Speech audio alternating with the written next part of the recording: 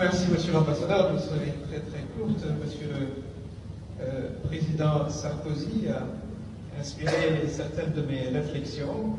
Vous disiez très justement que l'ordre mondial ne suit pas l'organisation traditionnelle de nos États.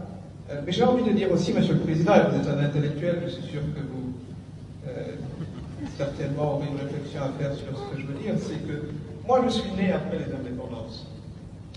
Mon président d'ailleurs, qui est votre ami, je lui transmettrai votre bonjour. Et nous avons une perception différente, je le pense, de voilà, celle de nos pères, PIE-RES, et de nos grands-pères. Et nous avons le sentiment très souvent qu'il n'y a pas cette réciprocité qui nous vient du Nord, et qu'il n'y a pas un renouvellement de la pensée et de la vision et de l'œil qu'on porte sur l'Afrique. Peut-être que l'Afrique ne fait pas un travail de public relations intense comme elle devrait le faire, mais la question de la fertilité, par exemple, et ce que disait tout à l'heure, je crois que notre ami du Portugal, c'est que l'impression devient la réalité. Mais je ne pense pas qu'il y ait une relation scientifique établie entre la fertilité des femmes africaines et l'effet de serre mondial. Je pense qu'il y a beaucoup, certainement, qui relèvent, à mon avis, une peur, parce que l'Europe a du mal à atteindre son taux de reproduction démographique, et c'est vrai que l'Afrique va vers sa transition démographique. Et moi, je le dis, ma mère a eu 8 enfants, j'en ai 3, ma fille n'en veut que 2. J'imagine que c'est cela, comme ça, que cela va se stabiliser. Donc je ne crois pas vraiment que les femmes africaines soient coupables, disons, du réchauffement de la planète, même si, bien évidemment, la question de la santé de la reproduction se pose, et des progrès sont en train d'être faits, et ils doivent être accompagnés. Les études montrent que le désir d'enfant, il est à 3 enfants, mais il n'y a pas suffisamment de mécanismes de santé, etc., pour y arriver.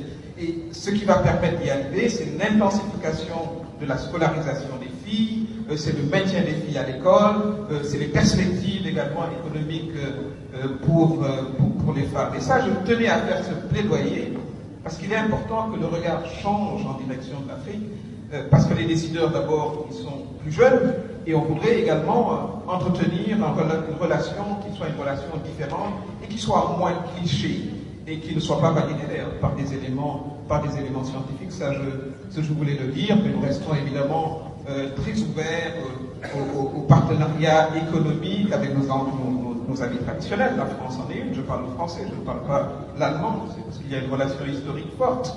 Mais en même temps, la volonté, c'est de commercer beaucoup plus entre nous. La BAD, qui a fait son rapport, nous disait que le commerce intra-africain n'est que de 15%. Et il a même légèrement reculé, il était à 20%. Aujourd'hui, l'un des enjeux, c'est de compter sur cet échange au sein de l'Afrique, la diversification également des relations, et la Chine également offre une opportunité, ça elle est très claire, et c'est comme ça, à mon avis, qu'il faut percevoir ce continent qui est jeune, qui est vibrant, qui se développe, qui développe des idées. La première puissance économique, c'est le Nigeria, encore une fois, mais qui a beaucoup de problèmes. Lagos, c'est clair, quand vous y arrivez, ça paraît chaotique, mais la réponse a été Abuja, quand vous voyez que c'est plus organisé. Et c'est comme ça qu'on va y aller, et nous avons ce fort sentiment d'afro-optimisme que nous pouvons y arriver. Je laisse pardon.